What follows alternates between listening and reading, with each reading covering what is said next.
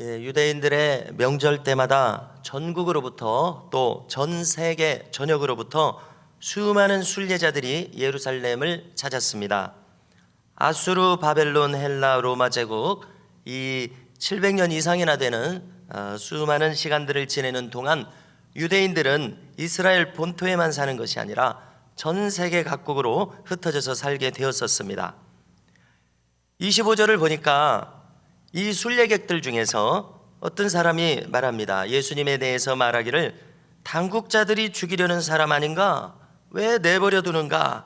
당국자들은 저 사람을 그리스도로 인정하는 것인가? 라고 말했습니다. 자, 여기서 당국자라고 하는 것은 산헤드린 공회를 가리킵니다. 그리고 이 산헤드린 공회의 의장은 대제사장이 맡고 있었습니다.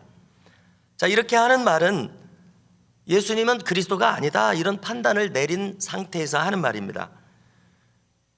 사람들은 어떻게 알고 있었냐면 그리스도가 베들레헴 출신이어야 한다는 것은 널리 알고 있었습니다. 그렇지만 이들이 예수님에 대해서 생각한 것은 사실 제대로 샅샅이 알아본 사람이 얼마나 있겠습니까?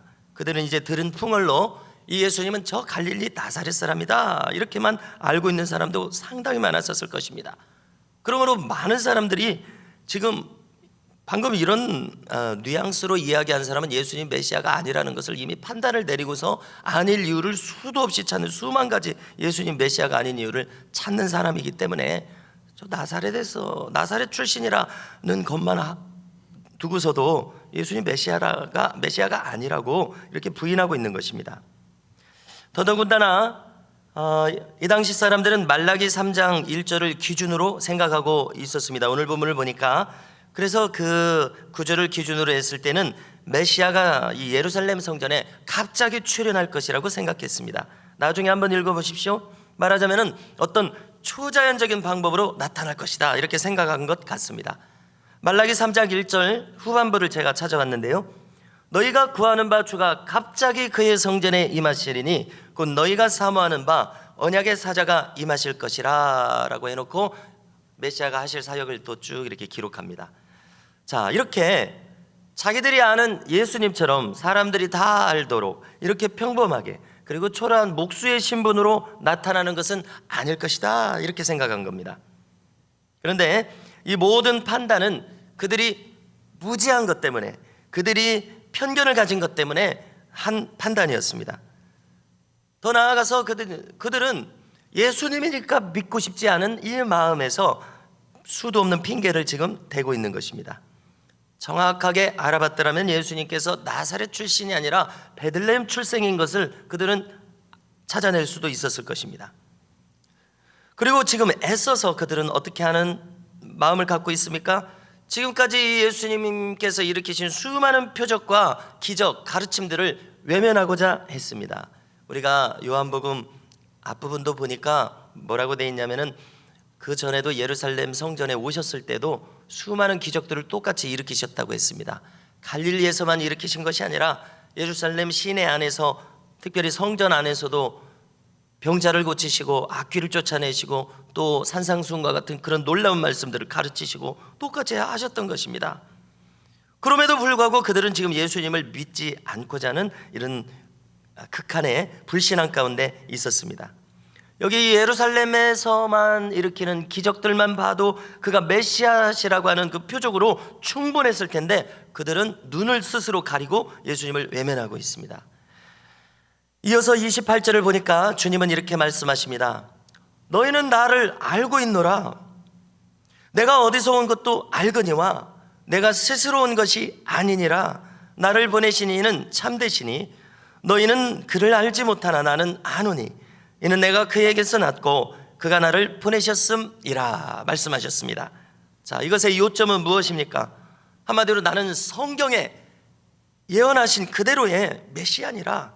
나를 보내신 이는 하나님 아버지시니라 이런 요점입니다. 여러분 이 말을 들었을 때 그들은 더더욱 예수님을 잡고자 했다고 기록합니다. 그렇지만 예수님은 30절에 보십시오. 아직 때가 아니다 이렇게 이야기하십니다. 그래서 성경학자들은 바로 이 초막절이 이듬해 6월절에 십자가를 지시기 전 바로 그 전해 가을의 초막절이었을 것이라고 이렇게 생각하고 있습니다. 즉 앞으로 반년은 더 지나야 주님은 이들로부터 순환을 받고 십자가를 지시게 되실 것입니다. 한편 31절을 보시게 되면은요, 무리 중에 또 수많은 사람들은 예수님을 믿고 있었습니다. 그들은 어떻게까지 말했냐면은 그리스도께서 오실지라도 그 행하실 표적이 이 사람이 행한 것보다 더 많으랴, 이렇게 말했습니다. 무슨 뜻입니까?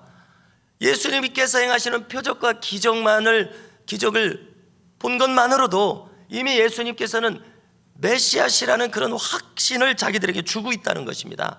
차고 넘치는 증거가 이미 많다는 것입니다. 그러니까 믿고자 한다면 예수님을 얼마든지 믿고 믿을 수 있었던 그런 놀라운 표적들을 그들은 눈앞에서 봤던 것입니다. 그러나 예수님을 믿지 않으려고 작정한 사람들은 이런 표적을 보여도 예수님을 믿지 않고 있었습니다. 여러분, 우리도 사도행전과 같은 표적과 기사가 일어나면 이 강단에서 선포되는 복음의 말씀이 확실히 증거될 것이라고 하면서 사도행전처럼 우리 가운데 놀라운 표적과 기사가 일어나기를 기도하고 있지 않습니까? 그런데 이렇게 예수님 당시를 보면 이 기적과 표적을 보고서도 믿지 않는 사람들이 분명히 나타날 것이라는 생각을 또 가지게 됩니다. 여러분, 이미 저 갈릴리에서 그리고 여기 유대에서 예루살렘 성전에서 행하신 이 수많은 기적들, 치병, 축사 사건들 자체가 이미 예수님께서 메시아신 것을 충분히 차고 넘치도록 증명하고 있었습니다. 수많은 핑계를 대면서 애써 주님을 외면하고 있는 현상을 우리가 읽게 됩니다. 그들은 믿기 싫은 것이었습니다. 예수님이 눈앞에 나타났어도 예수님이라서 오히려 예수님에 걸려 넘어져서 믿지 않는 이 기현상이 일어나고 있었습니다. 자, 32절을 보십시오. 지금 좀 전에 예수님 뭐라고 그러셨습니까? 내가 메시아다, 하나님 아버지가 나를 보내셨다, 이 요지라고 하지 않았습니까? 이런 말을 들은 바리새인들은 시기심으로 격분하기 시작했습니다. 그래서 대제사장의 무리들은 예수님을 체포하기 위해서 수하들을 이때도 풀었다고 기록했습니다. 그러자 33절 이하에서 예수님은 말씀합니다. 내가 너희와 함께 조금 더 있다가 나를 보내신 이에게로 돌아가겠노라. 너희가 나를 찾아도 만나지 못할 터이요 나 있는 곳에 오지도 못하리라. 자, 이 말씀도 요약해 봅니다. 아직 십자가를 지실 때가 되지 않았다는 이야기입니다. 그리고 지금은 나를 체포하지 못할 것이다, 이런 이야기가 여기 들어있는 것 아니겠습니까? 그리고 장차 부활 승천하시면은 또 주님을 찾지 못하시겠죠. 어디로 가시는지 알지도 못하겠죠. 그것을 암시하신 것이라고 생각합니다. 여러분, 그러나 그들은 이 주님의 말씀도 잘 이해하지 못해서 어떻게 이해하고 있었습니까? 전 세계에서 지금 순례자들이, 유대인들이 몰려오지 않았습니까? 그것을 생각한 겁니다. 그래서 예수님께서 도주하셔가지고 전 세계로 다니시면서 흩어져가지고 전 세계 도시에서 살고 있는 이 헬라 문화권의 유대인들을 위해서 사역하시려 떠나시려는 것인가, 이렇게 생각한 겁니다. 그래서 이 사람들은 지금 도대체 예수님의 말씀이 무슨 뜻인지 알아듣지 못해서 이렇게 누차 혼란에 빠지는 형국이었습니다. 여러분, 일반적으로 사람들을 한번 생각해 보십시오. 수많은 사람들은 영적으로 무지한 가운데 살아가고 있습니다. 영적으로 본다면 칠흑같이 어두운 세상에서 사람들은 다 살아가고 있습니다. 그리고 사람들은 진지하게 이 영적인 현실 너무 무지한 거로 알아보려고 하지도 않습니다. 여기 이 사람들처럼요. 그리고 스스로의 편견에 빠집니다. 스스로. 그리고 믿지 않을 수많은 핑계들을 찾습니다. 그리고 여기 이 대제사장들과 바리새인들은 사실 신앙의 지도자들 아닙니까? 종교 지도자들입니다. 그러나 결코 이 사람들은 자신들의 자아를 넘어서지 못합니다. 그래서 우리는 무엇을 확인하게 됩니까? 실로 인간의 자아라고 하는 것은 참으로 무서운 자아라는 것을 깨닫게 됩니다. 인간의 자아라고 하는 것은 참된 신앙과 진리에 도달하지 못하도록 막는 최대의 걸림돌들입니다. 대제사장들과 바리새인들의 무리들은 자기들의 입술로 하나님을 찾고 있으면서도 그들의 자아에 갇혀서 예수님을 알아보지 못하고 있습니다. 그러므로 어린아이와 같이 순전하지 못하면 천국에 이르지 못한다고 하신 주님의 말씀은 사실인 것을 확인하게 됩니다. 성도 여러분, 믿음은 모든 사람의 것이 아니라고 했습니다.